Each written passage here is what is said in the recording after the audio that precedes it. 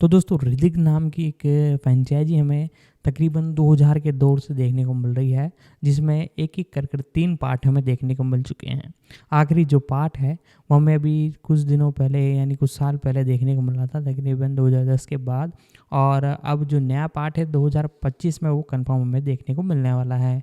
जी हाँ दोस्तों, releasing date के साथ उसकी शूटिंग भी पूरी हो चुकी है और प्री प्रोडक्शन के अंदर वो काम चल रहा है।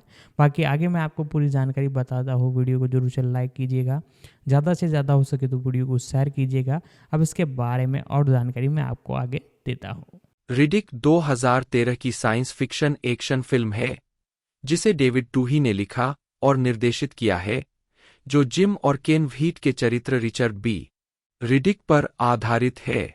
यह the Chronicles of Riddick film series की तीसरी किस्त है और पिच ब्लैक 2000 और द क्रॉनिकल्स ऑफ रिडिक 2004 दोनों की अगली कड़ी है।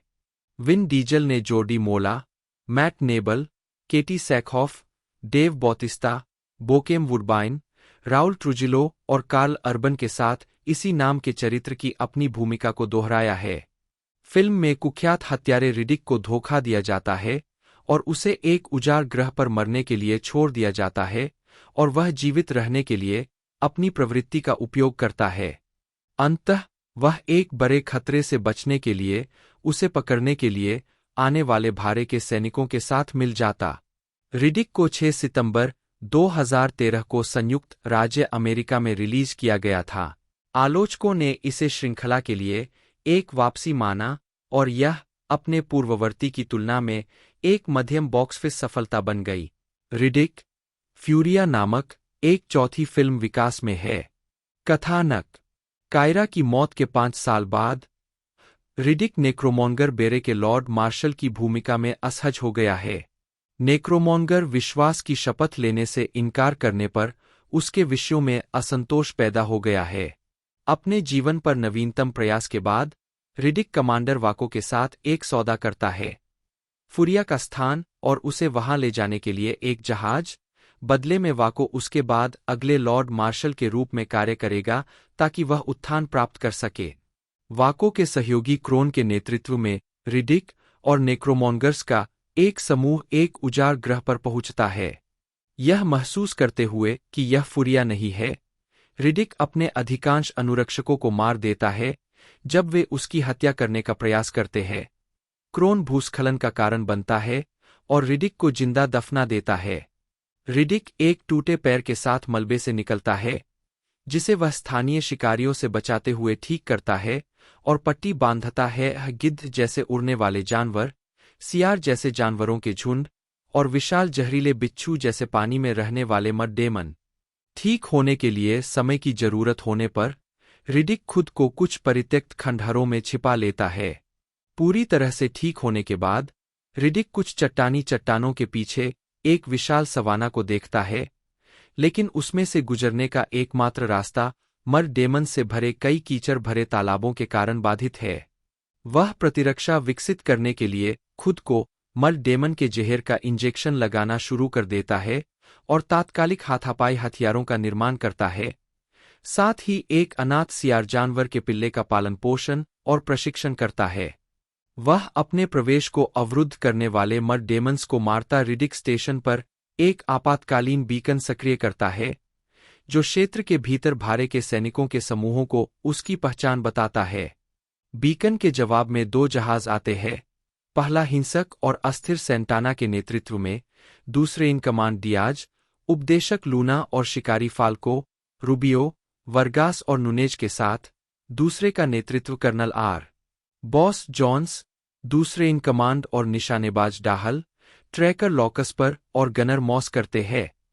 रिडिक उन्हें एक संदेश छोड़ता है जिसमें वादा किया गया है कि वे सभी मर जाएंगे जब तक कि वे अपने जहाजों में से एक को छोड़कर दूसरे पर ग्रह से प्रस्थान नहीं करते।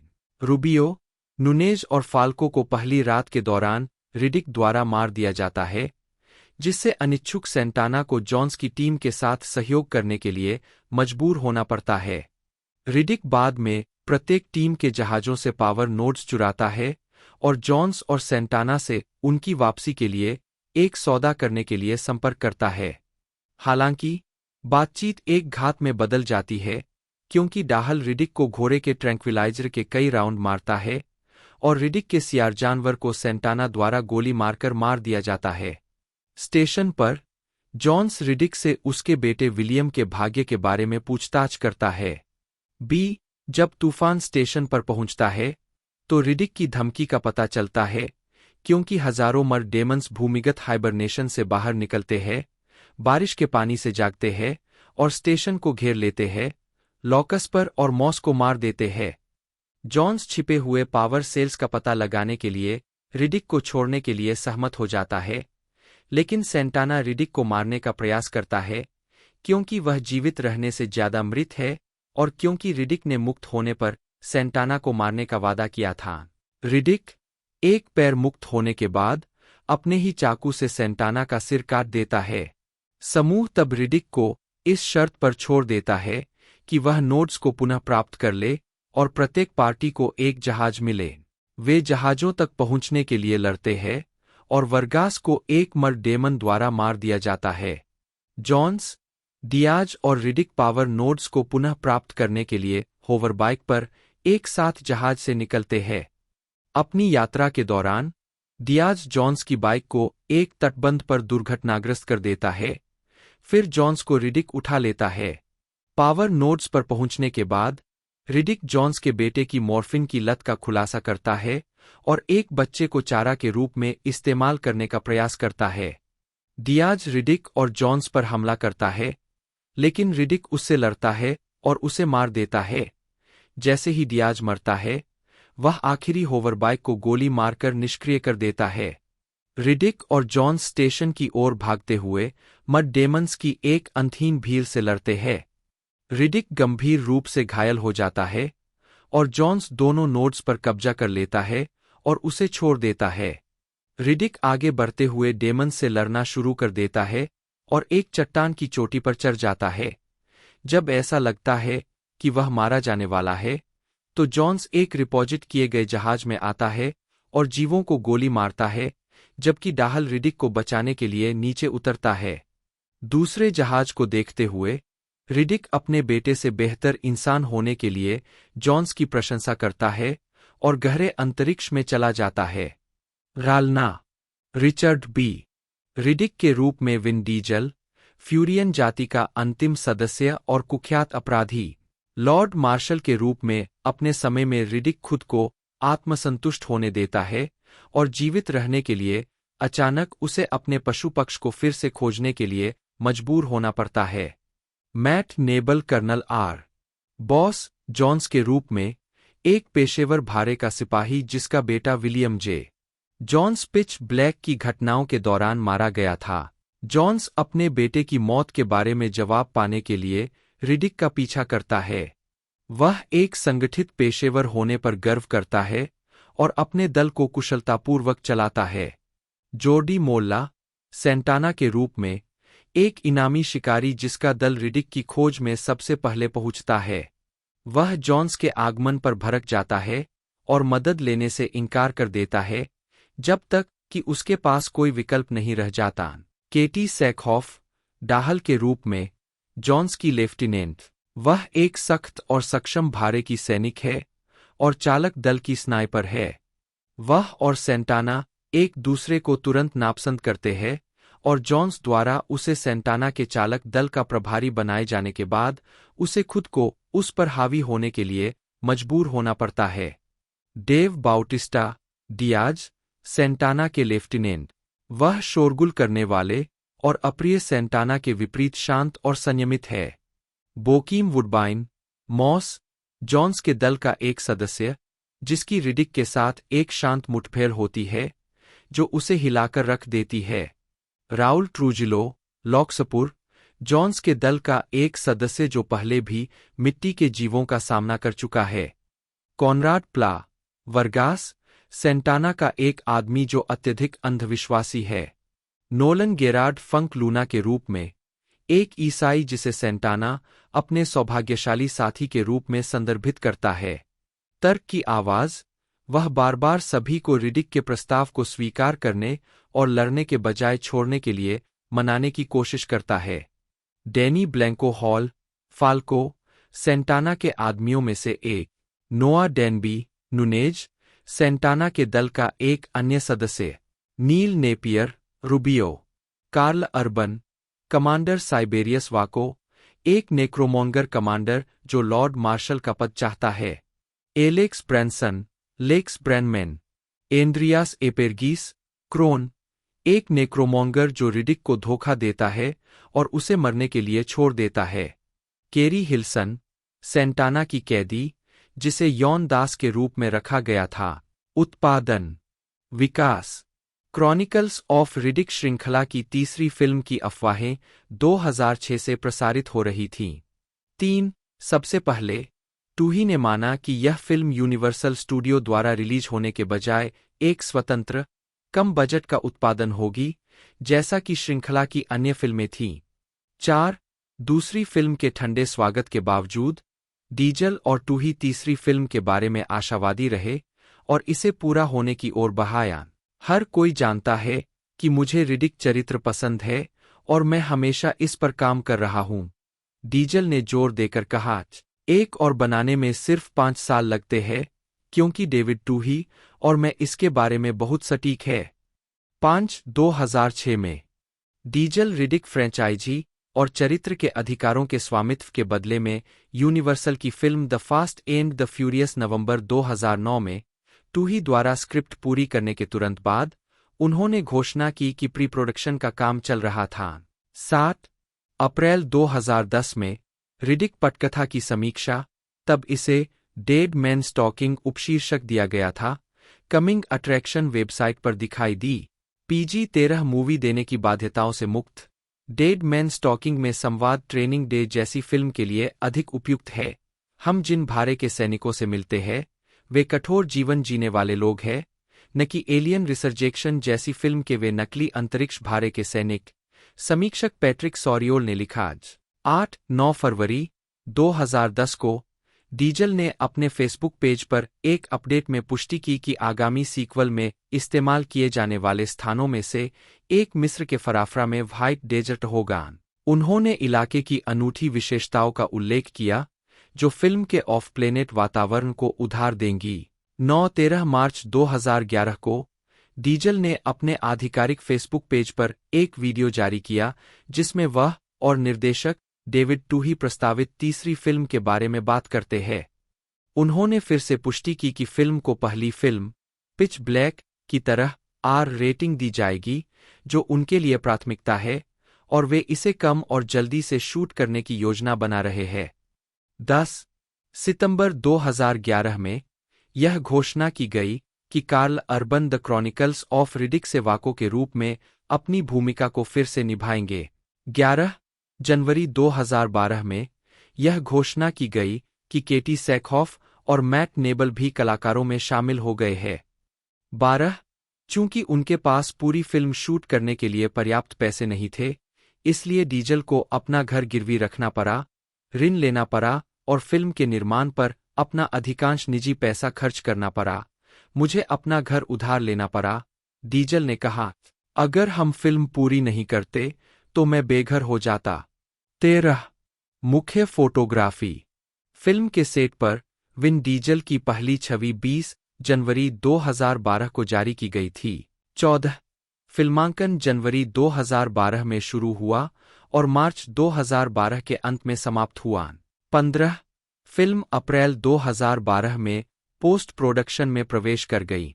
15 फिल्म का टीजर ट्रेलर 22 मार्च 2013 को विन डीजल के आधिकारिक फेसबुक पेज के माध्यम से जारी किया गया था। 15 स्वागत। आलोचनात्मक प्रतिक्रिया। David Twohy 2013 San Diego Comic Con में रिडिक का प्रचार करते हुए। रिडिक को मिश्रित समीक्षाएं मिली। समीक्षा एग्रीगेटर वेबसाइट रॉटन टोमाटोज पर 174 आलोचकों की 58% समीक्षाएं सकारात्मक है, जिनकी औसत रेटिंग 5.4/10 है। वेबसाइट की आम सहमति कहती है, यह फ्रेंचाइज को कई नए प्रशंसक नहीं दिला सकता है, लेकिन यह back to basics outing Riddick प्रशंसकों को वह अधिक चिंतनशील विज्ञानफाई एक्शन प्रदान करती है जिसकी वे उम्मीद करते हैं। 16 मेटाक्रिटिक, जो भारित औसत का उपयोग करता है, ने 35 आलोचकों के आधार पर फिल्म को 100 में से 49 का स्कोर दिया, जो मिश्रित या औसत समीक्षाओं को दर्शाता है। 17 द रैप के अलोंसो डुराल्डे ने फिल्म को एक नकारात्मक समीक्षा देते हुए कहा, यदि आप एक ऐसे अभिनेता के बारे में कॉमेडी बनाना चाहते हैं जो घटिया विज्ञानफाई एक्शन फिल्में बनाता है और आपको उसके काम की एक प्रफुल्लित करने वाली क्लिप की आवश्यकता है जो उसके आउटपुट की भयावहता को रेखांकित करती है, तो रिडिक का कोई भी 30 सेकंड का खंड काम कर जाएगा। 18 टाइम आउट के टॉम हडल्स्टन ने फिल्म को 5 में से 2 स्टार दिए, कहा, यह स्वादहीन है, एलियंस डरावने नहीं है और आसानी से खदेड़े जा सकते हैं। विन दिलचस्प होने के लिए बहुत चुप है और अन्य पात्र या तो नीरस या आक्रामक है। 19 वैरायटी के स्कॉट फाउंडस ने फिल्म को एक सकारात्मक समीक्षा देते हुए कहा, एक असंभव लेकिन बहुत ही मनोरंजक सीक्वल जो डीजल और निर्देशक डेविड टूही की फ्रेंचाइजी स्टार्टर पिच ब्लैक की छीनी हुई तीव्रता को पुनः प्राप्त करता है। 20 हॉलीवुड रिपोर्टर के जस्टिन लोव ने फिल्म को नकारात्मक समीक्षा देते हुए कहा, पिछले किश्तों की भावना के अनुसार नहीं तो टेम्पलेट के प्रति वफादार, यह पिलपिला दूसरा सीक्वल मुश्किल से रिडिक की व्यक्तिगत पौराणिक कथाओं को आगे बढ़ाने में कामयाब होता है। 21 एंटरटेनमेंट वीकली के कीथ स्टेस्कीविच ने फिल्म को C+ दिया, कहा, टूही तनावपूर्ण और मजेदार दोनों तरह के क्षणों को मंच पर लाने में सफल रही है, लेकिन वे उम्मीद से कम और दूर दूर तक है, और संवाद पनीर की ढेर सारी मदद से परोसा जाता है, खासकर जब डीजल की कम आवृत्ति वाली गर्जना में दिया जाता है।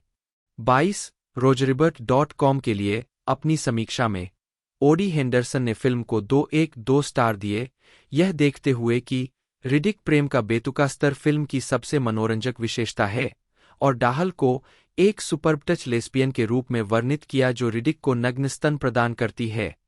बॉक्स ऑफिस रिडिक ने उत्तरी अमेरिका में 42,025, 135 और अन्य देशों में 56, 312, 160 की कमाई की। इस तरह दुनिया भर में कुल 98, 337, 295 की कमाई हुई।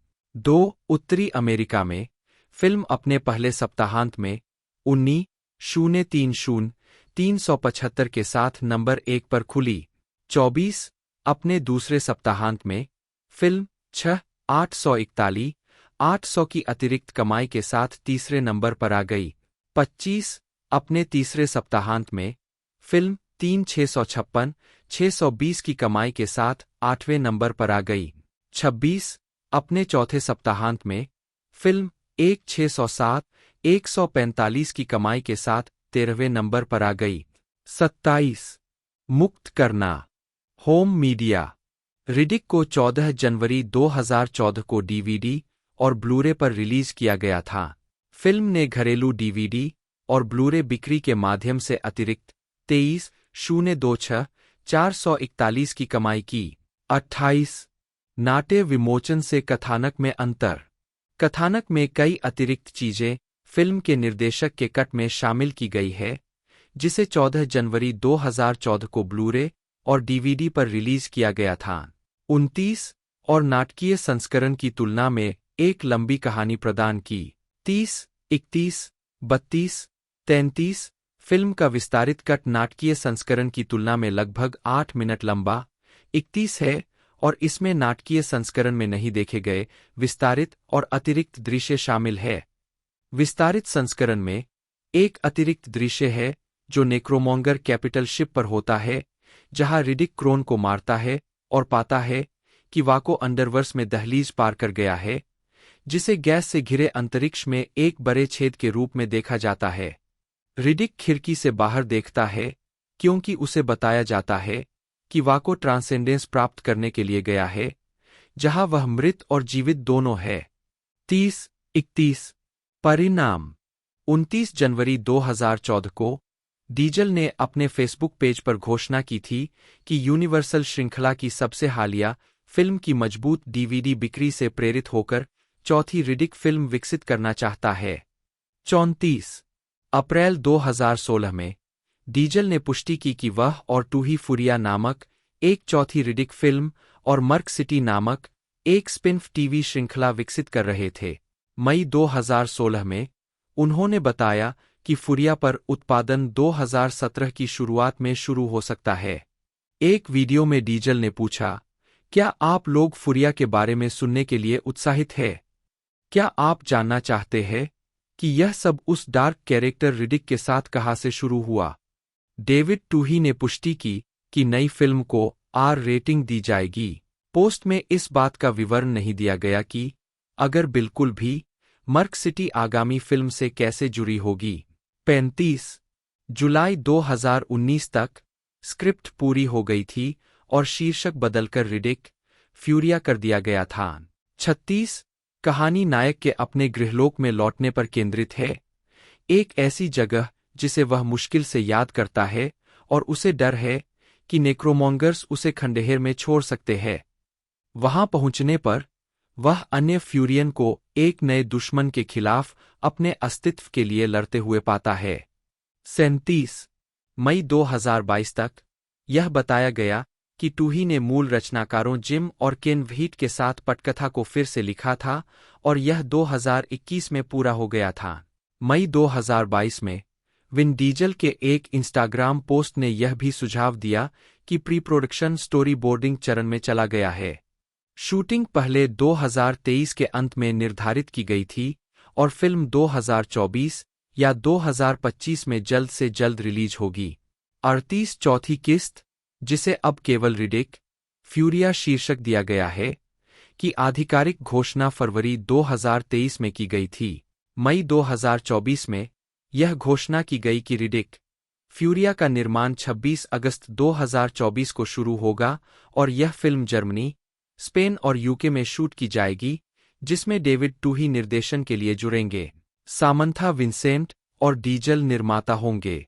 डेविड नील टूही बटा TUI बटा 2EE, जन्म 18 अक्टूबर 1955, एक अमेरिकी फिल्म निर्देशक और पटकथा लेखक है। उन्हें साइंस फिक्शन, एक्शन फिल्मों पर काम करने के लिए जाना जाता है, विशेष रूप से विन डीजल की the Chronicles of Riddick series. प्रारंभिक जीवन और शिक्षा। टूही का जन्म लॉस एंजल्स काउंटी, कैलिफोर्निया में हुआ था। उन्होंने पालोस वर्डेस हाई स्कूल में शिक्षा प्राप्त की। उन्होंने California state university, Long Beach से कॉलेज में पढ़ाई की, जहां से उन्होंने रेडियो, टेलीविजन, फिल्म में डिग्री हासिल की। आजीविका। उनकी सबसे उल्लेखनीय फिल्म निर्माण क्रेडिट द फ्यूजिटिव, वाटरवर्ल्ड और GI जेन लिखना रहा है, लेकिन उन्हें ज्यादातर द अराइवल और क्रॉनिकल्स ऑफ रिडिक फ्रेंचाइज की अधिकांश प्रविष्टियों को लिखने और निर्देशित करने के लिए जाना जाता है।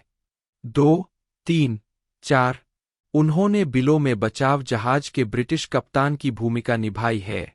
Riddick Furya the Chronicles of Riddick की चौथी किस्त की घोषणा फरवरी 2023 में की गई थी। टूही ने पटकथा लिखी है और फिल्म का निर्देशन करेंगे। 5 फिल्मोग्राफी। विशेष रूप से प्रदर्शित चलचित्र। वर्ष, शीर्षक, निदेशक, लेखक, नोट्स। 1988 क्रिटर्स 2, मुख्य पाठ्यक्रम। 1989 करामाती। 1992 टाइमस्केप। निर्देशन की शुरुआत। 1993 भगोरा। 1994 टर्मिनल वेग। कार्यकारी निर्माता भी। 1995 जलमे दुनिया। 1996 आगमन। 1997 GI जेन। 2000 घोर अंधेरा। 2001 कपटी। 2002 नीचे। ब्रिटिश कैप्टन के रूप में कैमियो। 2004 रिडिक का इतिहास। 2009 एक उत्तम पलायन। 2013 रिडिक। 2025 बर्फ का चांद उगता हुआ। TBA Riddick Furya. फिल्माने। TBA शेरों के साथ दौड़ना। केन व्हीट, जन्म 1950 और जिम व्हीट, जन्म 1952, एक अमेरिकी पटकथा लेखक, निर्माता और निर्देशक जोड़ी है। एक मुख्य रूप से अपनी हॉरर फिल्मों के लिए जाने जाने वाले भाइयों ने slasher film the silent scream 1979, साथ ही a nightmare on Elm Street 4, the dream master 1988 और द फ्लाई 2 1989 का सहलेखन किया। 1989 में उन्होंने anthology horror film after midnight का लेखन, निर्देशन और निर्माण किया। बाद में उन्होंने कहानी तैयार की और science fiction horror film pitch black 2000 की पटकथा का सहलेखन किया। फिल्मोग्राफी। वर्ष, शीर्षक, निदेशक, लेखक, producers notes. 1978 American boy, Steven Prince का परिचय नहीं कार्यकारी अधिकारियों दस्तावेजी फिल्म। 1979 खामोश चीख नहीं। 1980 वापसी नहीं। 1983 झूठ। 1985 इवोक, एंडोर के लिए लड़ाई। नहीं television film. 1988 A nightmare on Elm Street 4, the dream master. नहीं। 1989 द फ्लाई 2 नहीं। आधी रात्रि के बाद। 1994 द बर्ड्स 2, लैंड्स एंड नहीं हा नहीं टेलीविजन फिल्में। आँख की चाल नहीं हा नहीं। 1996 यह बाह्य अंतरिक्ष से आया है, टू नहीं हा नहीं। परेशान नहीं हा नहीं। स्टेपफोर्ड पति नहीं हा नहीं। 1999 निर्बाध गिरावट नहीं हा नहीं। 2000 घोर अंधेरा नहीं हा नहीं। मैथ्यू नेबल, जन्म 8 मार्च 1972, एक ऑस्ट्रेलियाई फिल्म और टेलीविजन अभिनेता, लेखक, खेल कमेंटेटर और पूर्व पेशेवर रग्बी लीग खिलाड़ी है। 1990 के दशक में मैनली वारिंगाह और साउथ सिडनी क्लबों के लिए विनफील्ड कप प्रीमियरशिप में खेलने के बाद उन्होंने 2007 में रग्बी लीग केंद्रित नाटक द फाइनल विंटर में लिखा और अभिनय किया। 2. नेबल ने किलर एलीट और रिडिक जैसी फिल्मों में अभिनय किया। वह CW के एरो और लीजेंड्स ऑफ टुमारो में रास अल गुल के रूप में दिखाई दिए। प्रारंभिक जीवन। नेबल सिडनी के उत्तरी समुद्र तटों पर पलेबरे और एक युवा लड़के के रूप में पोर्ट्सिया, विक्टोरिया में 2 साल बिताए, जब उनके पिता, डेव, एक सैनिक, वहां तैनात थे। 3, 4 और उनके बचपन का एक और दौर एलबरी में बीता। उनके पिता ने ऑस्ट्रेलियाई राष्ट्रीय रग्बी लीग टीम के लिए एक प्रशिक्षक के रूप में भी काम किया था और उनके भाई, एडम नेबल भी एक पेशेवर खिलाड़ी बन गए। 5, 6 रग्बी लीग कैरियर। नेबल ने मैनली वारिंगाह क्लब में जूनियर रैंक के माध्यम से तरक्की की। 4 और 1991 और 1992 में ग्राहम लो कोच वाली टीम के लिए 5 बार प्रदर्शन किया। इसके बाद वह 1995 तक प्रीमियरशिप में नहीं दिखे, जब उन्होंने साउथ सिडनी रैबिटोह के लिए 3 गेम खेले। इंग्लैंड में एक और सीजन के बाद, जहां उन्होंने लंदन ब्रोंकोस में जाने से पहले कार्लिस्ले के लिए खेला। 7 नेबल ने फुटबॉल छोड़ दिया और फिर मुक्केबाजी में अपना हाथ आजमाया, एक शौकिया के रूप में राज्य लाइट हेवीवेट खिताब के लिए लड़े। 8 इसके बाद उन्होंने एक बियर सेल्समैन और निजी प्रशिक्षक के रूप में काम किया। 9 लेकिन अंततः एक लेखक बनने के लिए वेतन वाली नौकरी छोड़ने का फैसला किया। लेखन और अभिनय करियर। 2012 में नेबल अपने गुरु, बुकर पुरस्कार विजेता उपन्यासकार थॉमस केनेली से प्रोत्साहन के बाद 4 नेबल ने इसी नाम के अपने अप्रकाशित उपन्यास पर आधारित द फाइनल विंटर के लिए एक पटकथा लिखी। 10 दोस्तों के साथ वह $1.6 मिलियन जुटाने में भी कामयाब रहे और उन्होंने मिलकर फिल्म बनाई जो 2007 में रिलीज हुई और आलोचकों की प्रशंसा अर्जित की। 11 लेकिन बॉक्स ऑफिस पर असफल रही। 12 नेबल ने 2008 की टेलीविजन फिल्म SIS में लॉस एंजिल्स के जासूस के रूप में संयुक्त राज्य अमेरिका में अभिनय किया। 13 2009 में उनकी पुस्तक we don't live here anymore प्रकाशित हुई। 14 2011 में उन्होंने अपनी दूसरी पुस्तक फेसेस इन द क्लाउड्स प्रकाशित की, जिसे आलोचनात्मक प्रशंसा मिली। 15 उन्होंने चैनल 7 के रग्बी लीग कॉमेडी कार्यक्रम द मैटी जॉन्स शो में एक लेखक के रूप में काम किया। 16 नेबल समीक्षकों द्वारा प्रशंसित और पुरस्कार विजेता SBS drama series east west 101, 4-17 के मुख्य कलाकारों में दिखाई दिए और 2011 की एक्शन फिल्म किलर एलीट में Clive Owen, Robert De Niro, 14 Yvonne Strahovski, Jason Statham, 17 और डोमिनिक परसेल के साथ दिखाई दिए। नेबल ने 2012 की ऑस्ट्रेलियाई ड्रामा सीरीज बिकी वॉर्स, ब्रदर्स इन आर्म्स में अभिनय किया। उसी वर्ष उन्हें एक अन्य ऑस्ट्रेलियाई टीवी सीरीज अंडरबेली, बैडनेस के कलाकार के रूप में घोषित किया गया। उन्होंने फिल्म 33 पोस्टकार्ड्स में भी भूमिका निभाई थी। वह 2013 की साइंस फिक्शन फिल्म रिडिक में विन डीजल के साथ नजर आए। 18 मार्च 2014 में यह बताया गया कि नेबल 9 नेटवर्क की आगामी मिनी सीरीज गैलीपोली में दिखाई देंगे। 4 सितंबर 2014 को स्टीफन एमेल ने फेसबुक पर घोषणा की कि नेबल एरो के तीसरे सीजन में रास अल गुल की भूमिका निभाएंगे। 20 Liam Neeson the dark night trilogy में रास अल गुल द्वारा टेलीविजन सीरीज के तीसरे सीजन के लिए अपनी भूमिका को फिर से निभाने में रुचि व्यक्त करने और CW नेटवर्क द्वारा उनसे संपर्क करने के बावजूद वे अनुपलब्ध थे। 21 और नेबल को रास के रूप में लिया गया। आईजीएन के जेसी शेडेन ने कहा कि उन्होंने इस किरदार में करिश्मा और खतरा लाया। 22 नेबल ने तीसरे सीजन के 10 एपिसोड में किरदार निभाया। उन्होंने लीजेंड्स ऑफ टुमारो के पहले सीजन के एक एपिसोड में अपनी भूमिका दोहराई। 23 अक्टूबर 2019 में नेबल ने फॉक्स स्पोर्ट्स ऑस्ट्रेलिया पर प्रसारित 2019 बाथर्स्ट 1000 के उद्घाटन सिनेमैटिक में अभिनय किया। 24 नेबल ने तब से कई फॉक्स स्पोर्ट्स सिनेमैटिक्स, प्रचार और विज्ञापनों में काम किया है, मुख्य रूप से उनके rugby league division Fox League के लिए। 19 नवंबर 2024 को नेबल को Netflix series Apple Cider Vinegar के लिए विस्तारित कलाकारों के हिस्से के रूप में नामित किया गया था। केटी सैकहॉफ, जन्म 8 अप्रैल 1980, एक अमेरिकी अभिनेत्री है। उन्हें साइंस फिक्शन चैनल के टेलीविजन कार्यक्रम बैटलस्टार गैलाक्टिका 2004 से 2009 में lieutenant Kara Starbuck Thrace, Netflix series another life 2019 से 2021 में निको ब्रेकेनरिज ए बटा नेटफ्लिक्स सीरीज लॉन्गमायर में विक्टोरिया विक मोरेटी और Disney plus series the Mandalorian 2020 वर्तमान में बोक्टान क्राइज की भूमिका निभाने के लिए जाना जाता है। उन्होंने Star Wars the Clone Wars 2012 से 2013, 2020, स्टार वार्स रिबेल्स 2017 और Star Wars Tales of the Empire 2024 में क्राइज के लिए आवाज दी।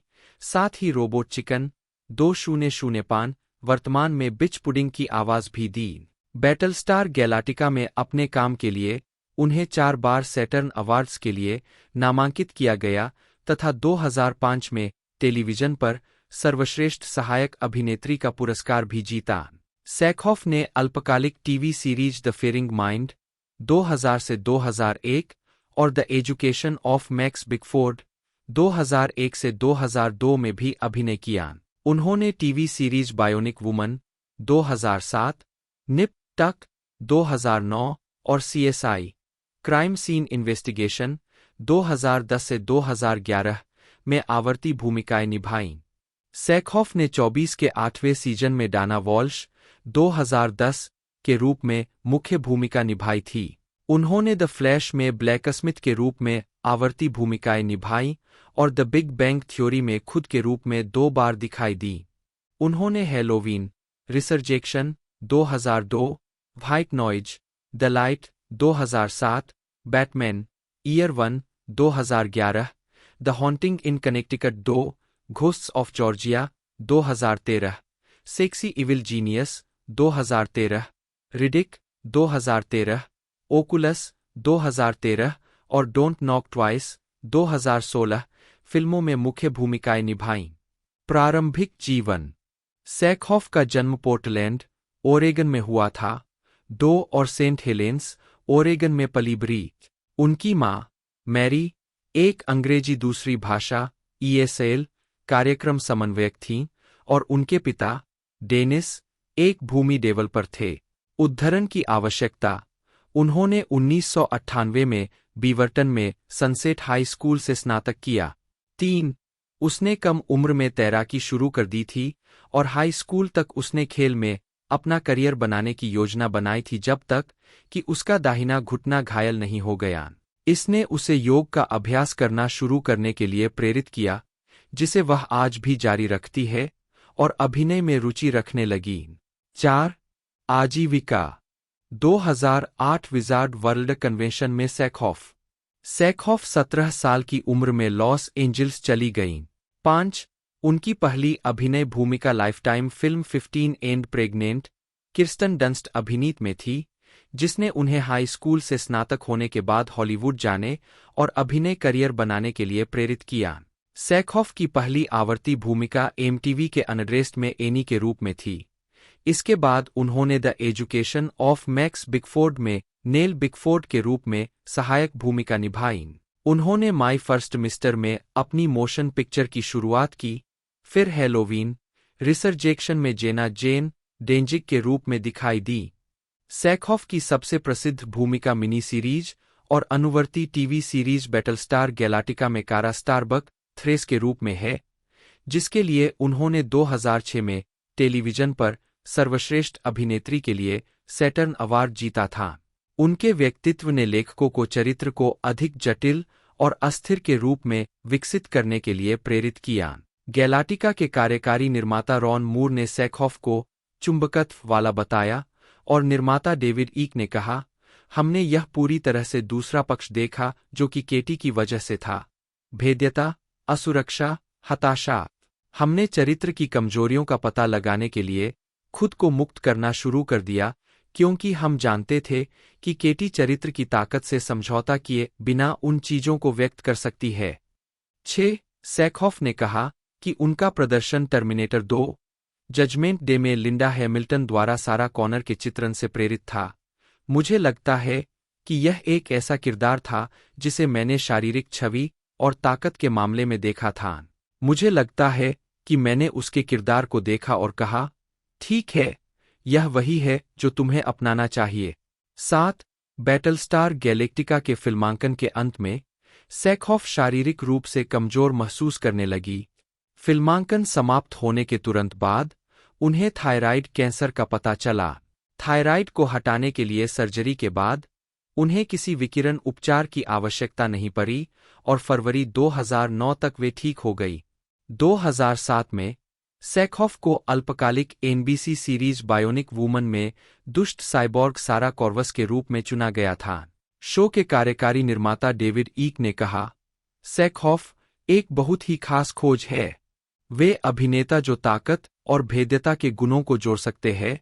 वे आमतौर पर उन लोगों को फिल्म स्टार कहते हैं। 6.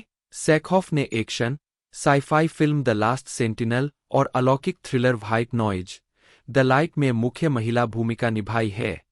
केटी चेखोव 2015 में Chekhov lifetime film how I married my high school crush में मुख्य किरदार के रूप में दिखाई देती है। 9. उन्होंने cold case, ER, law and order और रोबोट चिकन में अतिथि भूमिका निभाई है। चेखोव ने वीडियो गेम हेलो 3 में एक महिला मरीन की आवाज प्रदान की और प्रतिरोध 2 के वायरल मार्केटिंग अभियान में शामिल है। 2011 में उन्होंने स्पाइडरमैन एज ऑफ टाइम में ब्लैक कैट 2099 के लिए आवाज प्रदान की। उन्होंने डीसी कॉमिक्स की एनिमेटेड फिल्म बैटमैन ईयर 1 में सारा एसेन की आवाज दी। वह निप टक श्रृंखला के 5वें सीजन के 4 एपिसोड में एक नए डॉक्टर डॉ थियोडोरा रोवे की भूमिका निभाते हुए दिखाई देती है। 10-11 हालांकि छठे सीजन 12-13 चेखोव ने एनबीसी के डिक वुल्फ द्वारा निर्मित police drama lost and found में टेसा के रूप में मुख्य भूमिका निभाई, एक ऑफबीट महिला एलएपीडी जासूस जो उच्च अधिकारियों से भिड़ने के बाद जॉन डो और जेन डो मामलों पर काम करने के लिए सजा के तौर पर तहखाने में भेज दी जाती है। 14 पायलट को जनवरी 2009 में फिल्माया गया था। एनबीसी ने श्रृंखला को नहीं लेने का फैसला किया। 15-16 2009 में वह बिग बैंग थ्योरी के एपिसोड द वेंजेंस फॉर्मूलेशन में खुद के रूप में दिखाई दी, जिसे हॉवर्ड वोलोविच की ड्रीम गर्ल के रूप में कल्पना की गई थी। 17 वह फिर से सीजन 4 में उसी भूमिका में दिखाई देती है। फरवरी 2010 में चेखोव ने ABC crime drama pilot Boston के फाइनेस्ट में मुख्य भूमिका निभाने के लिए हस्ताक्षर किए। एबीसी ने श्रृंखला को नहीं लेने का फैसला किया। 18 उन्होंने फ्यूचरामा एपिसोड लरिकंसीलेबल एनडीएनडी फ्रेंसेस में एक विशेष उपस्थिति दर्ज की। 19 2010 की शरद ऋतु में Chekhov CSI crime scene investigation के कलाकारों में डिटेक्टिव रीड के रूप में शामिल हुई, जो एक स्मार्ट अन्वेषक है जो संवेदनशीलता के साथ अच्छा नहीं करता है। 20 2011 में चेखोव ने वर्कहोलिक्स के एक एपिसोड में राहेल नामक एक बेघर ड्रग एडिक्ट के रूप में अतिथि भूमिका निभाई। 2012 से 2017 तक चेखोव ने क्रेग जॉनसन के उपन्यासों पर आधारित नेटफ्लिक्स टेलीविजन सीरीज लॉन्गमायर में मुख्य महिला भूमिका में सहाभिनय किया। चेखोव ने शेरिफ के डिप्टी विक मोरेटी की भूमिका निभाई। 21-22 2012 से चेखोव ने Lucasfilm animation series star Wars the Clone Wars के लिए आवाज अभिनय प्रदान किया, जिसमें उन्होंने क्रांतिकारी मंडलोरियन डेथ वॉच और नाइट उल्लू के सदस्य बोक्टान क्राइज की भूमिका निभाई। उन्होंने श्रृंखला की अगली कड़ी स्टार वार्स रिबल्स में और 2020 में डिज्नी प्लस द्वारा निर्मित मूल श्रृंखला के 7वें सीजन में इस भूमिका को दोहराया। इसके अलावा 2020 में Sackhoff Disney plus live action original series the Mandalorian में बोक्टान क्राइज के रूप में दिखाई दिए। 23 सेकहॉफ ने डाहल की भूमिका निभाई, जो रिडिक में विन डीजल के अंतरिक्ष अपराधी चरित्र को ट्रैक करने के लिए काम पर रखा गया एक भारे का सैनिक था। 24 अगस्त 2012 में Sackhoff Toad Hop network podcast Schmoes Know Movies की सहोस्ट बन गईं। उनके पहले शो में से एक गेस्ट सीन एस्टिन के साथ था। 25 सेकहॉफ ने अप्रैल 2015 में एक नई टीवी सीरीज परियोजना रेन की घोषणा की, जिसे उन्होंने लिखा और अपने फ्लाई फ्री प्रोडक्शंस के माध्यम से कार्यकारी निर्माता है। 26 उन्होंने video game call of duty black ops 3 में भी भूमिका निभाई थी, जिसमें उन्होंने सारा हॉल के रूप में वॉयस ओवर और मोशन कैप्चर किया था। 27 उन्होंने पावर रेंजर्स में पिंक रेंजर किम्बरली का किरदार निभाया, जो पावर रेंजर्स ब्रह्मांड में एक डायस्टोपियन भविष्य को दर्शाती एक लघु फिल्म है। 28 2017 में सेकहॉफ CW सीरीज द फ्लैश में चौथे सीजन के लिए खलनायक ब्लैकस्मिथ की आवर्ती भूमिका में शामिल हुए, जिसे एक विशेष अतिथि कलाकार के रूप में पेश किया गया था। 26 अप्रैल 2018 को यह घोषणा की गई कि सेकहॉफ को Netflix science fiction drama series other life में मुख्य भूमिका में लिया गया था। 29 यह 2019 से 2021 तक 2 सीजन तक चला। सेकहॉफ ने फरवरी 2022 में इसके रद्द होने की घोषणा की। 30 2023 में उन्होंने केटी सेकहॉफ के साथ ब्ला ब्ला ब्ला नाम से अपना पॉडकास्ट लॉन्च किया। 31 रीब्रांडिंग के बाद पॉडकास्ट को 23 अप्रैल 2024 को द सेकहॉफ शो के नाम से फिर से लॉन्च किया गया। 32 व्यक्तिगत जीवन सेकहॉफ और उनकी बैटलस्टार गैलाक्टिका सहकलाकार ट्रिसिया हेल्फर ने एक्टिंग आउटलॉज की सहस्थापना की, जो एक मोटरसाइकिल राइडिंग चैरिटी है जिसके साथ उन्होंने gulf restoration network, humane society और रेड क्रॉस अम्फेयर सहित अन्य कारणों के लिए जागरूकता और धन जुटाने के लिए काम किया है।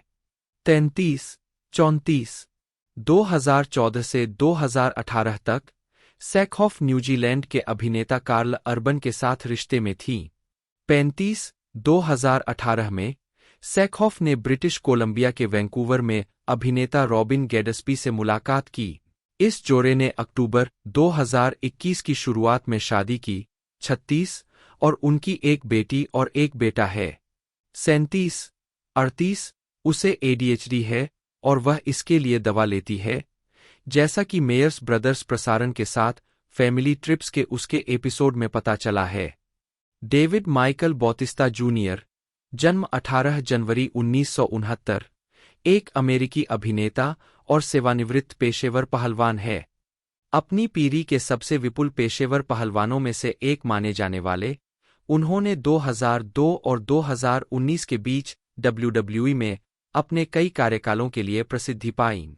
बतिस्ता ने 1999 में अपने कुश्ती करियर की शुरुआत की और 2000 में WWE, तब WWF, के साथ हस्ताक्षर किए।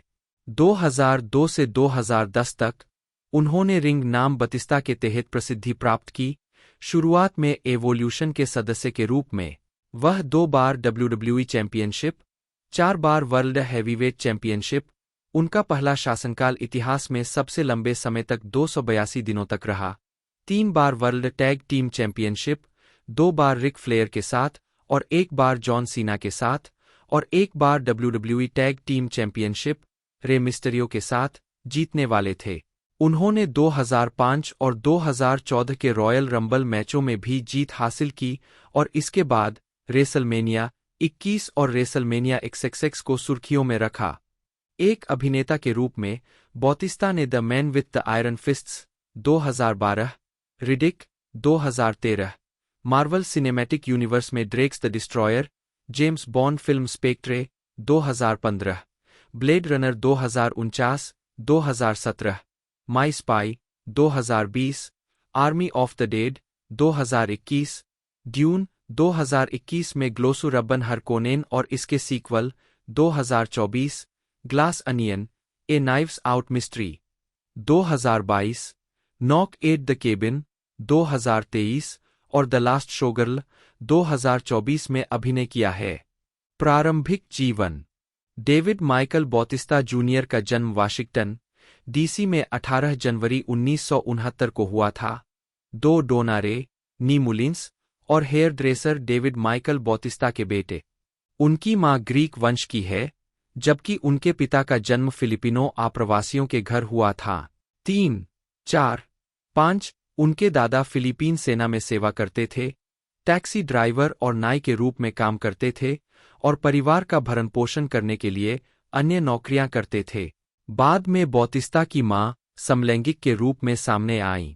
6 उन्होंने कहा है कि वह गरीबी में रहते थे और उनका जीवन कठिन था, जिसमें कम उम्र में ही हिंसक अपराध के संपर्क में आना शामिल था। 7 9 साल की उम्र तक पहुंचने से पहले उनके सामने के लॉन में 2 शव पाए गए थे और एक पास में ही मिला था। 8 10 हालांकि बाद में उन्होंने कहा, मुझे अपने माता पिता पर गर्व है। वे अच्छे, ईमानदार, मेहनती लोग हैं। उन्होंने मुझे कड़ी मेहनत करने के मूल्य सिखाए। 9 बॉतिस्ता ने एक नाइट क्लब बाउंसर के रूप में काम किया जब तक कि उन्हें एक लड़ाई के बाद गिरफ्तार नहीं किया गया, जिसमें 2 संरक्षक घायल हो गए, जिनमें से एक बेहोश हो गया था। 10 एक परीक्षण के बाद उन्हें 1 वर्ष की परिवीक्षा की सजा सुनाई गई। 10 उन्होंने बॉडी बिल्डिंग में करियर बनाने का फैसला करने से पहले एक लाइफगार्ड 11 के रूप में काम किया। 10 जिसका श्रेय वह अपनी जान बचाने को देते हैं।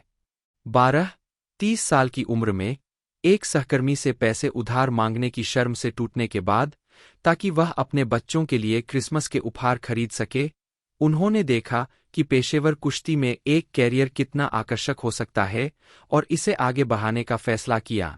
पहले इसे अंगूठा नीचे में बदल दिया। उन्होंने अनुबंध पर हस्ताक्षर करने के लिए इस्तेमाल की गई मेज के माध्यम से ट्रिपल एच को पावर बॉम्बिंग करके अपने प्रस्थान पर जोर दिया। 37 विश्व हैवीवेट चैंपियन 2005 से 2008। सितंबर 2005 में बतिस्ता विश्व हैवीवेट चैंपियन बने। बैटिस्टा ने 3 अप्रैल को रेसलमेनिया 21 के मुख्य आयोजन में ट्रिपल एच को हराकर वर्ल्ड हैवीवेट चैंपियनशिप जीती। 1.38 रेसलमेनिया 21 को दुनिया भर में 1.09 मिलियन पेपरव्यू खरीदे गए, किसी भी गैर मुक्केबाजी पेपरव्यू के लिए खरीदे जाने की उस समय की सबसे अधिक संख्या। ट्रिपल एच के साथ बैटिस्टा के मैच को खेल पत्रकार डेव मेल्टजर ने वर्षों में WWE की सर्वश्रेष्ठ स्टोरी लाइन में से एक के शिखर के रूप में वर्णित किया था। 39 बैटिस्टा ने बैकलैश में वर्ल्ड हैवीवेट चैंपियनशिप के लिए ट्रिपल एच के साथ रीमैच जीता। 40 रॉ के 23 मई के एपिसोड में एज के खिलाफ बैटिस्टा द्वारा अपना खिताब बरकरार रखने के बाद उन्हें रिक फ्लेयर ने धोखा दिया। इस जीत के साथ बतिस्ता हेल इन ए सेल मैच में ट्रिपल एच को पिन करने वाले पहले पहलवान बन गए। 42 स्मैकडाउन के 30 जून के एपिसोड में बतिस्ता को 2005 WWE ड्राफ्ट लॉटरी में अंतिम पिक के रूप में स्मैकडाउन ब्रांड के लिए चुना गया था, जिसमें जॉन ब्रैडशॉ लेफील्ड JBL को विफल करने के लिए एक आश्चर्यजनक उपस्थिति बनी, जो उद्घाटन स्मैकडाउन चैंपियन का ताज पहनने के लिए 6 मैन एलिमिनेशन मैच में अपनी जीत का जश्न मना रहा था। 43 JBL ने द ग्रेट अमेरिकन बैश में बतिस्ता को अयोग्यता के आधार पर हरा दिया, जब रेफरी ने बतिस्ता को स्टील की कुर्सी का उपयोग करते देखा। 44 समर स्लैम में उनका नो होल्ड्स बैरेड मैच में रीमैच हुआ, जिसमें बतिस्ता ने JBL को पिन किया। 45 46 नो मर्सी में एडी गुरेरो के साथ झगड़े में खिताब बरकरार रखने के तुरंत बाद। 47 WWE.com ने बताया कि बिग शो और केन के डबल चोकस्लैम के कारण स्मैकडाउन के 11 नवंबर के एपिसोड की टेपिंग में बतिस्ता की पीठ की मांसपेशी में खिंचाव आ गया। 48 स्मैकडाउन के 18 नवंबर के एपिसोड में एडी गुरेरो और रैंडी ऑर्टन के साथ ट्रिपल थ्रेट मैच में बतिस्ता के खिताब का बचाव करने की योजना बनाई गई थी, लेकिन टेपिंग की तारीख 13 नवंबर को गुरेरो की अप्रत्याशित मौत के कारण मैच नहीं हुआ। बतिस्ता ने गुरेरो की याद में समर्पित रॉ और स्मैकडाउन श्रद्धांजलि शो के दौरान गुरेरो को श्रद्धांजलि दी। पेशेवर कुश्ती कैरियर, प्रशिक्षण और प्रारंभिक कैरियर 1999 से 2000। बतिस्ता ने WCW के पावर प्लांट में कोशिश की, जहां कुख्यात ट्रेनर डेवेन ब्रूस ने उनसे कहा कि वह कुश्ती व्यवसाय में कभी सफल नहीं हो पाएंगे। 13 इसके बाद वे WWE तब WWF गए, जिसने उन्हें वाइल्ड समोन ट्रेनिंग सेंटर में अफा अनोई के साथ प्रशिक्षण लेने की सलाह दी। 14-15 जहां उन्होंने प्रशिक्षण लिया और बाद में अनोई के world extreme wrestling WXW promotion में प्रतिस्पर्धा की। उन्होंने अपना पहला मैच खान के नाम से 30 अक्टूबर 1999 को लड़ा। 16 अपने 31वें जन्मदिन से 3 महीने से भी कम समय पहले। 17 उन्होंने मैथाई और एस्क्रिमा में मारेस क्रम्प के साथ भी प्रशिक्षण लिया। 16-18 विश्व कुश्ती महासंघ मनोरंजन WWE 2000 से 2010। ओहियो वैली रेसलिंग 2000 से 2002। 2000 में WWF के साथ अनुबंध करने के बाद बौतिस्ता को ओहियो वैली रेसलिंग OVW में भेजा गया, जो कि WWF का एक विकासात्मक क्षेत्र है। उन्होंने उसी वर्ष बाद में लेविथान नाम के रिंग के तहत अपना OVW डेब्यू किया। 16 जहां उन्होंने तुरंत सिन के साथ सेना में शामिल होगा। डिसिपल्स ऑफ सिन स्टेबल के सदस्य के रूप में वह स्टोन कोल्ड स्टीव ऑस्टिन की मदद से केन द्वारा क्रिसमस कैओस में पराजित होने तक अपराजित रहे। बाद में उन्होंने प्रोटोटाइप से बेल्ट हारने से पहले द मशीन डग बाशम से OVW हैवीवेट चैंपियनशिप जीती। कुछ महीने बाद WWE के मुख्य रोस्टर में पदोन्नत होने के बाद बौतिस्ता ने OVW छोड़ दिया। 14 प्रारंभिक कथाएं 2002 से 2003। OVW में रहते हुए भी बौतिस्ता गैर टेलीविजन WWE कार्यक्रमों में दिखाई देने लगे।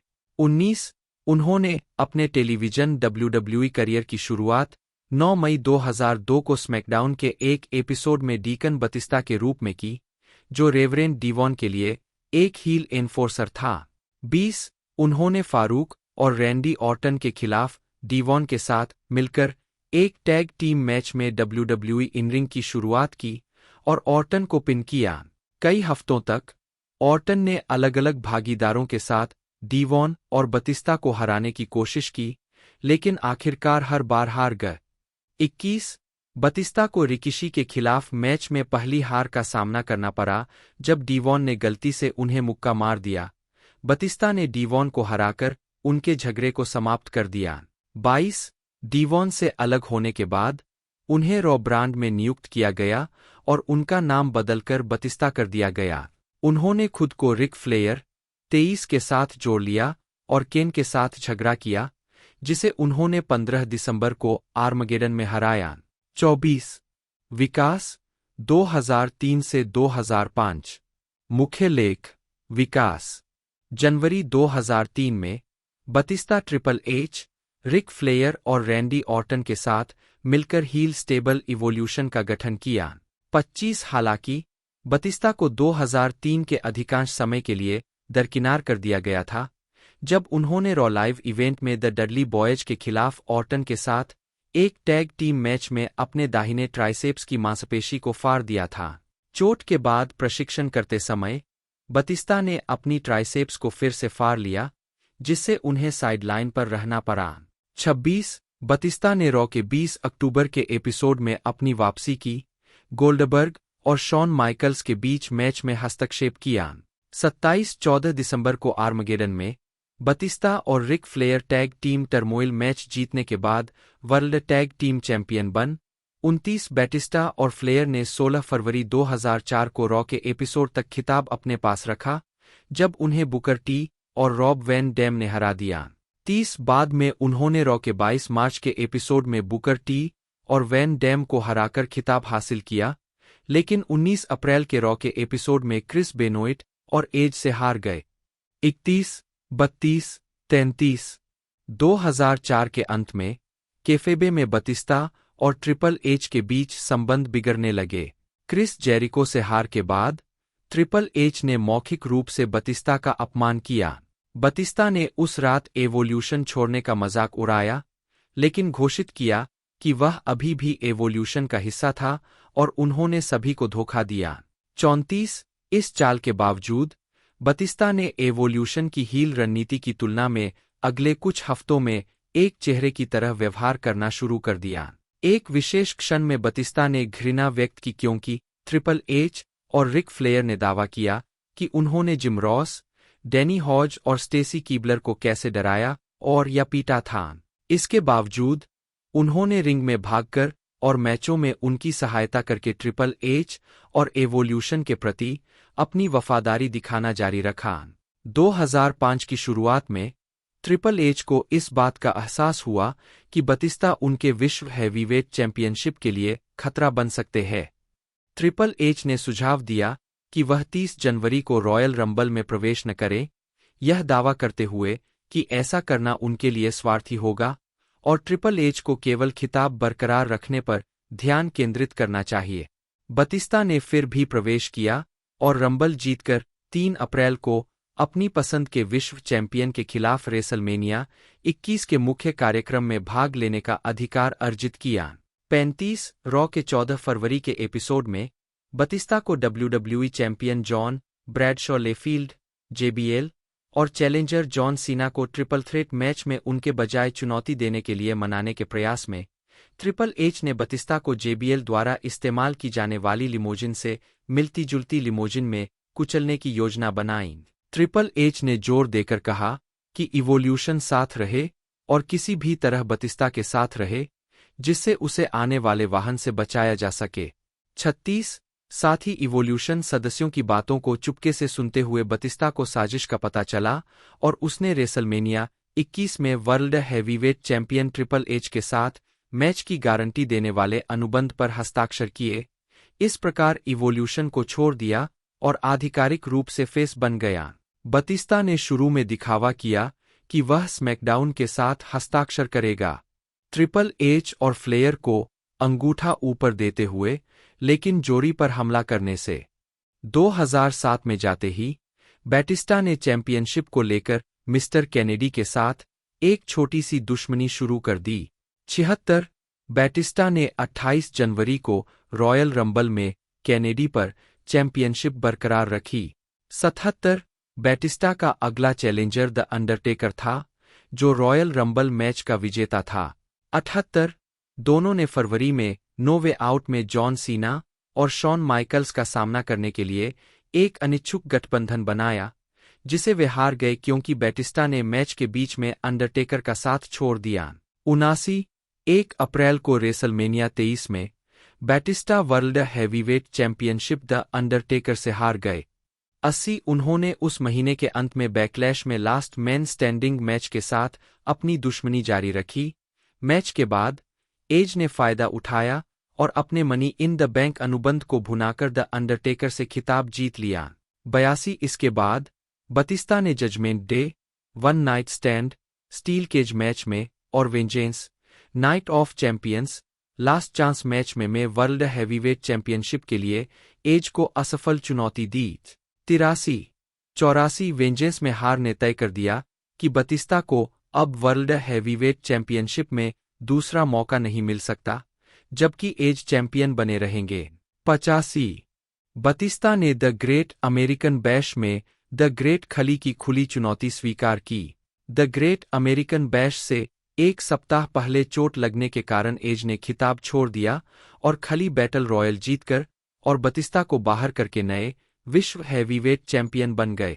बतिस्ता और केन, एज के खिताब प्रतिद्वंद्वी, ने द ग्रेट अमेरिकन बैश में खली का सामना ट्रिपल थ्रेट मैच में किया जहां खली ने खिताब बरकरार रखा। 86 बतिस्ता को समरस्लैम में खली के खिलाफ अयोग्यता से जीत मिली जब खली ने स्टील की कुर्सी का इस्तेमाल किया, इस प्रकार खली ने फिर से खिताब बरकरार रखा। 87 बतिस्ता ने आखिरकार लगातार 8 प्रयासों के बाद अपनी तीसरी विश्व हैवीवेट चैंपियनशिप का दावा किया। उन्होंने आंतरिक बांस संरचना से बाहरी तक छलांग लगाकर मैच जीत लिया, जिससे उनका भागने का रास्ता छोटा हो गया और खली को फर्श पर पटक दिया। 89 अनफॉरगिवेन में द अंडरटेकर की वापसी के बाद दोनों ने साइबर संडे में अपने झगड़े को फिर से शुरू किया, जहां प्रशंसकों ने स्टोन कोल्ड स्टीव ऑस्टिन को विशेष अतिथि रेफरी के रूप में चुना। बतिस्ता ने 2 बतिस्ता बमों के बाद द अंडरटेकर को पिन किया। 90 सर्वाइवर सीरीज में हेल इन ए सेल मैच के साथ झगड़ा जारी रहा। मैच के दौरान एज वापस लौटा और द अंडरटेकर को कॉन्चेयर 2 देकर हस्तक्षेप किया। इसके बाद उसने विश्व हैवीवेट चैंपियनशिप को बरकरार रखने के लिए पिनफॉल के लिए बेहोश बतिस्ता को द अंडरटेकर के ऊपर खींच लिया। 91 आर्मगेडन में एज ने बतिस्ता की विश्व हैवीवेट चैंपियनशिप के लिए द अंडरटेकर के साथ ट्रिपल थ्रेट मैच जीता। 92 जून 2008 में बतिस्ता बैटिस्टा रॉयल रंबल में दिखाई दिए और ट्रिपल एच द्वारा बाहर किए जाने से पहले अंतिम 3 में पहुंचे। 9 वे आउट में वे स्मैकडाउन एलिमिनेशन चैम्बर मैच का हिस्सा थे और बिग डैडी वी को बाहर कर दिया, लेकिन आखिरी बार द अंडरटेकर द्वारा बाहर कर दिया गया था। रेसलमेनिया क्सिव में उन्होंने इंटर-प्रमोशनल मैच में उमागा को हराया। उस रात बाद में शॉन माइकल्स ने करियर थ्रेटनिंग मैच फ्लेयर को रिटायर होने के लिए मजबूर करने में रिक फ्लेयर को हरा दिया। 93 बैटिस्टा ने माइकल्स के साथ झगड़ा शुरू कर दिया, उन्हें स्वार्थी और अहंकारी कहा। दोनों ने बैकलैश में क्रिस जेरिको के साथ विशेष अतिथि रेफरी के रूप में आमना सामना किया। घुटने की चोट का नाटक करने और स्वीट चिन म्यूजिक का प्रदर्शन करने के बाद माइकल्स ने जीत हासिल की। रॉ के 23 जून के एपिसोड में 2008 WWE ड्राफ्ट के दौरान बतिस्ता को स्मैकडाउन से रॉ ब्रांड में शामिल किया गया था। 96 नाइट ऑफ चैंपियंस में एज से वर्ल्ड हैवीवेट चैंपियनशिप जीतने में नाकाम रहने के बाद बतिस्ता ने अगली रात रॉ पर एज पर हमला किया, जिससे सीएम पंक को एज पर अपने मनी इन द बैंक अनुबंध को भुनाने का मौका मिला। इसने द ग्रेट अमेरिकन बैश में बतिस्ता और पंक के बीच एक टाइटल मैच की स्थापना की, जो केन के हस्तक्षेप करने और दोनों पुरुषों पर हमला करने के बाद दोहरी अयोग्यता पर समाप्त हुआ। रॉ पर अगली रात बतिस्ता और पंक के बीच फिर से मैच हुआ। जेबीएल द्वारा हमला किए जाने के बाद बतिस्ता अयोग्यता से जीत गए। जैसे ही जॉन सीना जेबीएल से लड़ने के लिए रिंग में आए, यह पहली बार था जब दोनों के बीच मैच हुआ, क्योंकि वे दोनों अलग-अलग ब्रांडों पर थे, क्योंकि उन्होंने 2002 में शुरुआत की थी। रॉ के 4 अगस्त के एपिसोड में बतिस्ता और सीना ने कोडी रोड्स और टेड डिबिएस से वर्ल्ड टैग टीम चैंपियनशिप जीती, जिससे बतिस्ता 3 बार वर्ल्ड टैग टीम चैंपियन बने। 97 98 अगले हफ्ते रॉ पर बतिस्ता और सीना ने वर्ल्ड टैग टीम चैंपियनशिप वापस रोड्स और डिबिएस से खो दी। 99 खिताब हारने के बाद दोनों को कई अधिकारियों द्वारा अलग किया जाना था। बतिस्ता ने समरस्लैम में सीना को हराया। इस प्रक्रिया में सीना की गर्दन को घायल कर दिया। 100 बतिस्ता ने फिर अनफॉरगिवेन में world heavyweight championship scramble match में भाग लिया और 4 बार के विश्व चैंपियन बनने से 8 सेकंड दूर थे। 26 अक्टूबर को साइबर संडे में बतिस्ता ने जेरिको को उनके चौथे विश्व हैवीवेट चैंपियनशिप के लिए एक मैच में हराया, जिसमें स्टोन कोल्ड स्टीव ऑस्टिन को विशेष अतिथि रेफरी के रूप में वोट दिया गया था। 101 हालांकि बतिस्ता का शासन केवल 8 दिनों तक चला, जब 3 नवंबर को रॉ के 8वें एपिसोड में स्टील केज मैच में जेरिको ने खिताब वापस जीत लिया। 102 इसके बाद बतिस्ता ने एवोल्यूशन के अपने पूर्व साथी रैंडी ऑर्टन के साथ झगड़ा किया। सर्वाइवर सीरीज में बतिस्ता ने खुद CM Punk, coffee Kingston, Matt Hardy और आरट्रुथ की एक टीम का नेतृत्व करते हुए Randy Orton, Shelton Benjamin, William Regal, Cody Rhodes और मार्क हेनरी की टीम का सामना किया। ऑर्टन की टीम जीत गई और ऑर्टन ने बतिस्ता को पिन करके अपनी टीम के लिए मैच जीत लिया। ऑर्टन के साथ उनका झगड़ा आर्मागेडन तक जारी रहा, जहां बतिस्ता ने ऑर्टन को हरा दिया। रॉ के 15 दिसंबर के एपिसोड में बतिस्ता को जॉन सीना के साथ द लीगेसी के खिलाफ एक हैंडीकैप मैच में रखा गया था। मैच के दौरान ऑर्टन ने बतिस्ता के सिर पर एक पंच से प्रहार किया। 103 समरस्लैम में उनकी हैमस्ट्रिंग में चोट लग गई थी। उसी मैच में जॉन सीना को गर्दन की चोट के कारण खेल से बाहर होना पड़ा था। उनके 6 से 8 महीने तक खेल से बाहर रहने की उम्मीद थी। सर्वाइवर सीरीज से पहले एक इंटरब्रांड विवाद में बतिस्ता ने टीम रॉ के खिलाफ टीम स्मैकडाउन का नेतृत्व किया। इस विवाद में बिग शो और केन ने बतिस्ता की चोट के लिए ऑन कैमरा स्पष्टीकरण में सर्वाइवर सीरीज से पहले के हफ्तों में कई बार बतिस्ता को चोकस्लैम किया। 50 बतिस्ता ने अंततः अपनी टीम को सर्वाइवर सीरीज में मैच जीतने में मदद की। 51 बतिस्ता ने स्मैकडाउन के 2 दिसंबर के एपिसोड में रे मिस्टेरियो को बिग शो और केन से बचाया। 52 जिसके बाद आर्मगेडन में बिग शो और केन का सामना करने के लिए मिस्टेरियो ने बतिस्ता के साथ मिलकर मैच खेला। स्मैकडाउन के 16 दिसंबर के एपिसोड में बतिस्ता और मिस्टेरियो ने WWE tag team champions 53 MNM को हराकर एक मैच में खिताब जीता, जिसे उन्होंने एडी गुरेरो को समर्पित किया था, और इस तरह बतिस्ता 2 बार चैंपियन बने। 54 इसके बाद आर्मगेडन में बिग शो और केन के साथ टकराव चैंपियंस बनाम चैंपियंस मुकाबले में बदल गया। आर्मगेडन में बतिस्ता और मिस्टेरियो बिग शो और केन से हार गए। 55 2 हफ्ते बाद स्मैकडाउन में एमएनएम ने WWE टैग टीम चैंपियनशिप हासिल करने के लिए वापसी कर रहे मार्क हेनरी की मदद के बाद बतिस्ता और मिस्टेरियो को हराया। हस्तक्षेप के दौरान हेनरी ने बतिस्ता पर हमला किया और अपना विश्व का सबसे मजबूत स्लैम प्रदर्शन किया। 56 57 6 जनवरी को एक हाउस शो में मार्क हेनरी के साथ मैच के दौरान बैटिस्टा ने अपने दाहिने ट्राइसेप्स को फाड़ दिया, जिसके कारण उन्हें 13 जनवरी को स्मैकडाउन टेपिंग में वर्ल्ड हैवीवेट चैंपियनशिप छोड़ने के लिए मजबूर होना पड़ा, जो ट्रिपल एच के सबसे लंबे समय तक चैंपियन रहने के 280 दिनों के पिछले रिकॉर्ड को पार करने के 2 दिन बाद था। अपनी पुस्तक बैटिस्टा अनलीशेड में बैटिस्टा ने कहा कि उनका मानना था कि हेनरी उनके मैच के दौरान लापरवाह थे, क्योंकि उन्होंने कभी भी बैटिस्टा को इस बात की कोई चेतावनी नहीं दी कि यह कदम उठाया जा रहा है। बैटिस्टा ने 12 जनवरी को अपने हाथ की सफल सर्जरी करवाई। 58 2006 में बतिस्ता ने नो वे आउट में उपस्थिति दर्ज कराई और भील से कहा कि एक बार उनका हाथ ठीक हो जाए तो वे विश्व हैवीवेट चैंपियनशिप हासिल करने के लिए वापस आएंगे। 59 रेसलमेनिया 22 में उन्होंने रैंडी ऑर्टन के साक्षात्कार को बाधित किया, जिससे स्मैकडाउन को यह सूचना मिली कि रेसलमेनिया 23 तक विश्व हैवीवेट चैंपियनशिप उनके पास वापस आ जाएगी। 60 बतिस्ता ने स्मैकडाउन के साथ जुलाई के एपिसोड के दौरान अपनी आधिकारिक वापसी की और तुरंत मार्क हेनरी के साथ झगड़े में प्रवेश किया। 61 सैटरडे नाइट के मेन इवेंट कैक्शी में बतिस्ता ने टीम के साथी रे मिस्टेरियो और बॉबी लैशले के साथ 6 मैन टैग मैच जीता, जिसमें उन्होंने world heavyweight champion king Booker, फिनले और मार्क हेनरी को हराया।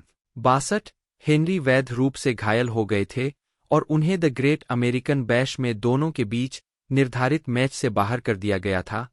इस प्रकार बतिस्ता की प्रारंभिक चोट के कारण देरी होने के बाद दोनों के बीच संभावित झगड़े में और देरी हुई।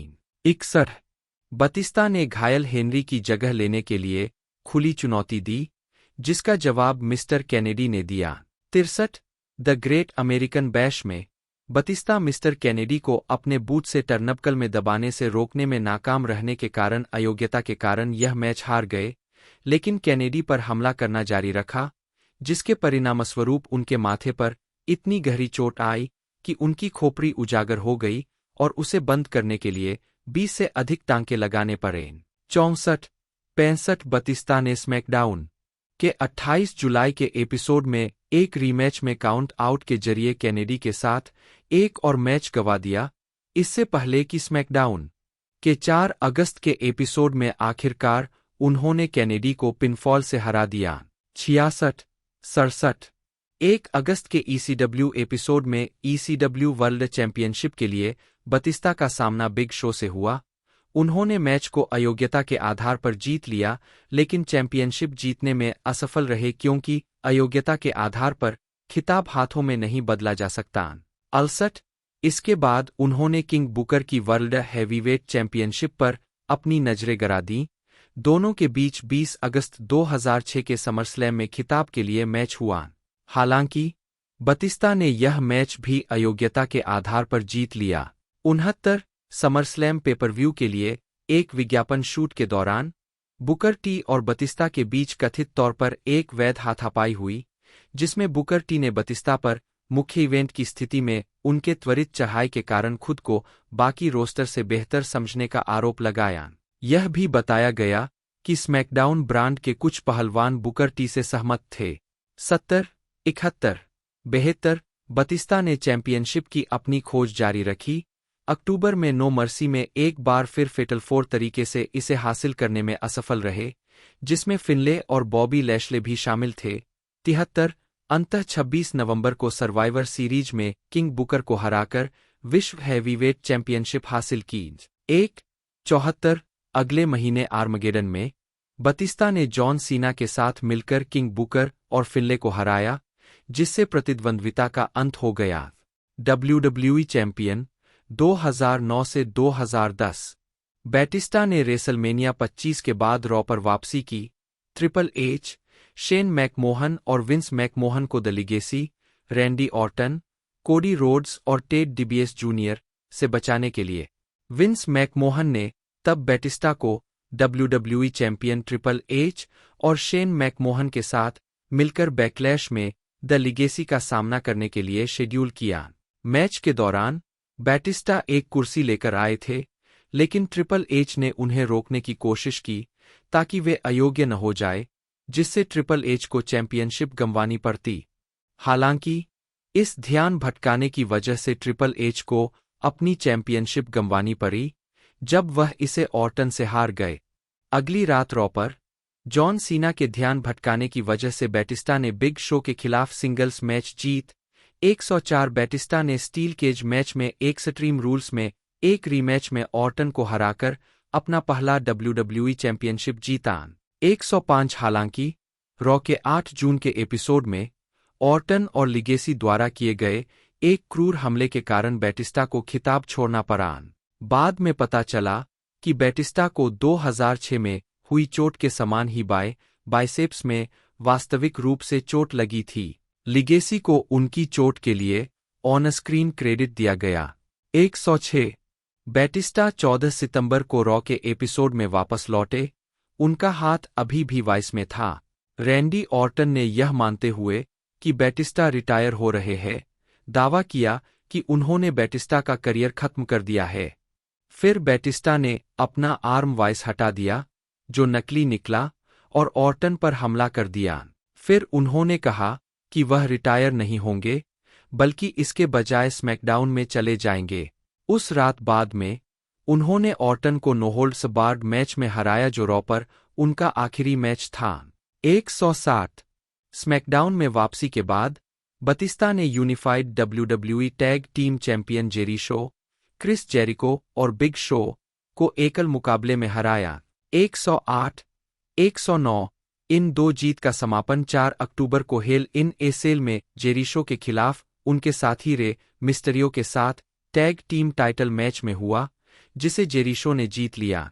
110 उसी महीने ब्रैगिंग राइट्स में बतिस्ता CM पंक, रे मिस्टरियो और चैंपियन द अंडरटेकर के साथ फैटल 4-वे मैच में वर्ल्ड हैवीवेट चैंपियनशिप जीतने में असफल रहे। मैच के दौरान मिस्टरियो ने द अंडरटेकर पर बतिस्ता के पिन को तोड़ दिया, जिससे उसे मैच और खिताब दोनों से हाथ धोना पड़ा। मैच के बाद, जिसमें द अंडरटेकर ने जीत हासिल की, बतिस्ता और मिस्टरियो ने चीजों को ठीक करने की कोशिश की, लेकिन बतिस्ता ने कहा कि वह पीठ में छुरा घोंपने के लिए इतने करीब आने से थक गया था और मिस्टरियो से कहा कि वह उसका सिर फाड़ देगा। बतिस्ता ने मिस्टरियो पर बेरहमी से हमला किया। 2005 के बाद पहली बार खलनायक बना। 111 बतिस्ता ने मिस्टरियो का सामना 22 नवंबर को सर्वाइवर सीरीज में किया, जहां बतिस्ता ने मिस्टरियो को 3 बतिस्ता बम देने के बाद रेफरी स्टॉपेज के जरिए जीत हासिल की। 112 बतिस्ता ने 11 दिसंबर को स्मैकडाउन के एपिसोड में एक स्ट्रीट फाइट में मिस्टरियो को फिर से हरा दिया। 13 दिसंबर को टीएलसी टेबल्स लैडर्स बतिस्ता ने शुरू में मैच और खिताब जीता, लेकिन स्मैकडाउन के जनरल मैनेजर थियोडोर लॉन्ग ने फैसला पलट दिया क्योंकि बतिस्ता ने रेफरी की पीठ के पीछे अंडरटेकर को लो ब्लो मारा था। मैच को फिर से शुरू किया गया और अंडरटेकर ने जीत हासिल की और चैंपियनशिप को बरकरार रखा। 114 5 दिन बाद बतिस्ता वर्ल्ड हैवीवेट चैंपियनशिप के लिए नंबर 1 कंटेंडर मैच में मिस्टेरियो से हार गए। 115 स्मैकडाउन के 25 दिसंबर के एपिसोड में अंडरटेकर के खिलाफ मिस्टेरियो का टाइटल मैच बतिस्ता के हस्तक्षेप के बाद नो कॉन्टेस्ट के रूप में समाप्त हो गया। 116 जनवरी 2010 में रॉयल रंबल में बतिस्ता ने रॉयल रंबल मैच में नंबर 30 पर प्रवेश किया, लेकिन जीतने में असफल रहे क्योंकि उन्हें जॉन सीना ने बाहर कर दिया था। 117 बतिस्ता तब WWE के अध्यक्ष विंस मैकमोहन और ब्रेट हार्ट की प्रतिद्वंद्विता में शामिल हो गए जब उन्होंने हार्ट पर हमला करने में मैकमोहन की सहायता की। जॉन सीना ने हार्ट को बचाने का प्रयास किया, लेकिन बतिस्ता ने उन पर हमला कर दिया। 118 21 फरवरी को एलिमिनेशन चैम्बर में हार्ट पर बतिस्ता के हमले के भुगतान के रूप में मैकमोहन ने एलिमिनेशन चैम्बर मैच में सीना के खिताब जीतने के तुरंत बाद WWE चैंपियनशिप के लिए बतिस्ता का सामना सीना से करने की अनुमति दी। बतिस्ता ने मैच जीत लिया और इस तरह उनकी दूसरी WWE चैंपियनशिप हुई, जिसके परिणामस्वरूप बतिस्ता वापस रॉ में चले गए। 11-9 120 121 बैटिस्टा को 25 अप्रैल को एक्सट्रीम रूल्स में लास्ट मैन स्टैंडिंग मैच में खिताब के लिए दोबारा मैच मिला, लेकिन सीना द्वारा रिंग पोस्ट के चारों ओर उनके पैरों को टेप से बांधने के बाद उन्हें हार का सामना करना पड़ा, जिससे वे खड़े नहीं हो पाए। 122 बैटिस्टा और सीना ने 23 मई को ओवर द लिमिट में WWE चैंपियनशिप के लिए एक बार फिर से मुकाबला किया, लेकिन वे आई क्विट मैच में सीना से खिताब हासिल करने में फिर से विफल रहे क्योंकि सीना ने उन्हें कार की छत से एटीट्यूड एडजस्टमेंट देने की धमकी दी थी।